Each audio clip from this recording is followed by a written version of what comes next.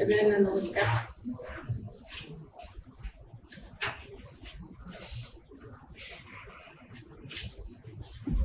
आज आपण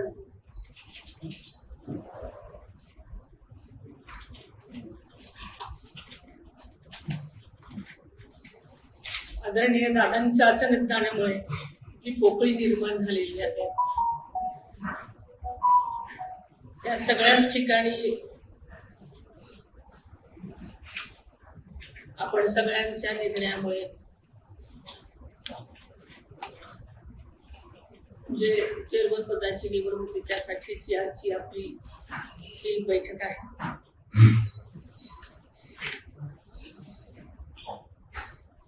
मी काही दिवसापूर्वीच स्वप्नीलला म्हणाले होते की स्वप्नील, तुम्ही मला माळेगावला कधीही बोलवलं नाही, मी येणार आहे तुमच्याकडे, पण अशा पद्धतीने मला इथे यावं लागेल असं स्वप्नातही वाटलं होतं.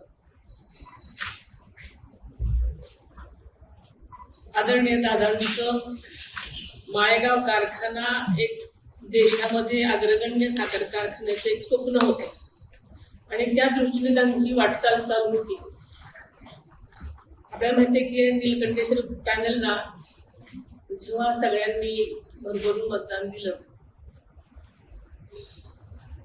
आपल्या सगळ्यांच्या सहकार्याने, आपल्या सरकारच्या कामामुळे आणि दादांची निष्ठा आणि दादांचं बारीक लक्ष प्रत्येकावर, त्यामुळे आपण सगळेजण ह्या कारखान्यावर आल्यानंतर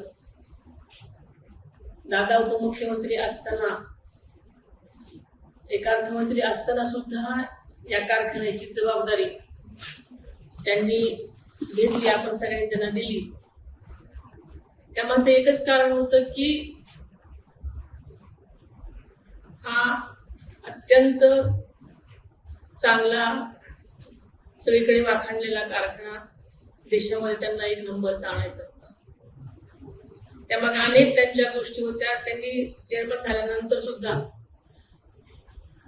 अल्पावधीतच खूप काही गोष्टी कारखान्यासाठी केल्या आणि त्यांची स्वप्न खूप काही करण्याची होती. आपण सगळ्यांचा मोठेपणा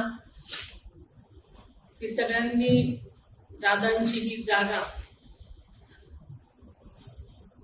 माझ्यासाठी म्हणून तुम्ही सगळ्यांनी दिली, त्याबद्दल सगळ्यांचं सुरुवातीला मी मनापासून आभार मानते. मला नक्कीच खात्री आहे की तुम्ही हा मोठेपणा दाखवलाय, याचं श्रेय असेल तुम्हाला असलं तरी तेवढंच सहकार्य तुम्ही देणार आहात. आणि दादांची स्वप्न पूर्ण करण्यासाठी आपल्याला कारखान्याचे सभासद, कामगार, अधिकारी आणि आपण सगळेच शेतकरी यांना नक्कीच न्याय मिळवून देण्यासाठी दादाजी जे जे म्हणून ठरवलेलं आहे त्या गोष्टीसाठी मी तुमच्या सगळ्यांच्या सहकार्याने नक्कीच प्रयत्न करेन. हा शब्द मी तुम्हाला आज देते.